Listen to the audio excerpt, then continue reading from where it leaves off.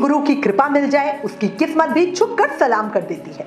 भक्तों, आज का प्रसंग सिर्फ प्रसंग नहीं है, ये भक्ति है, श्रद्धा है और गुरु कृपा का अमृत सच है।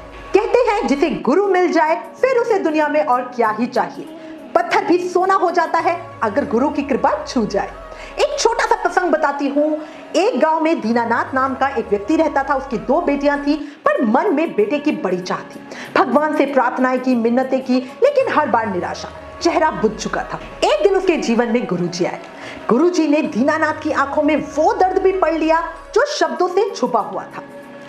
गुरुजी बोले, बेटा, कुल दीपक हमेशा बेटा ही नहीं होता, बेटियां भी घर का आकाश रोशन कर सकती है। लेकिन दीनानाथ की जिद नहीं टूटी।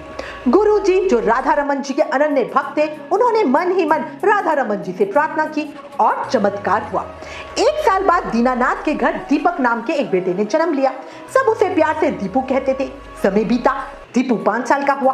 दीनानाथ उसे लेकर गुरु आश्रम में पहली बार गए और जैसे ही दीपू गुरुजी के चरणों को देखा, वो फूट फूट कर रोने लगा। उनके पैर पकड़ गया और वहीं लेट गया और अचानक से बेहोश होकर वहीं गिर गया।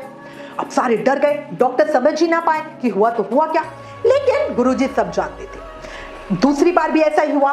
तीसरी बार जब ऐसा हुआ तो गुरुजी ने उस बच्चे को उठाकर अपने सीने से लगाया और बोला, दीपक बेटा, हिम्मत मत हार।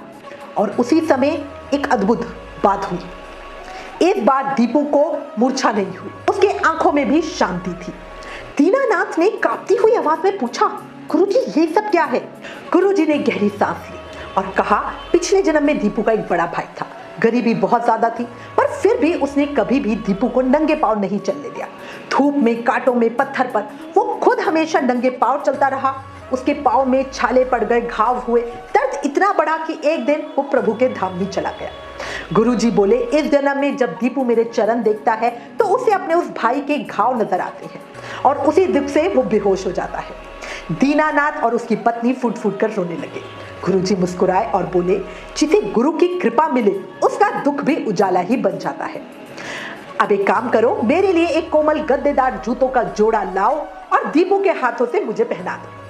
अब यही किया। जैसे ही दीपू ने गुरुजी को जूते पहनाए, उसके चेहरे पर आंसू नहीं बल्कि जन्मों की शांति उतर आई। गुरुजी ने उसे सीने से लगाया। राधा रमन जी की कृपा तुम पे सदा बनी रहे, सदा बनी रहे। इस कथा का सार आप समझ ही गए होंगे। गुरु वो नहीं जो सिर्फ रास्ता दिखाए, गुरु वो होते हैं जो अंधेरों में भी हाथ पकड़कर आपको चलाते हैं। सही कह रही हूँ?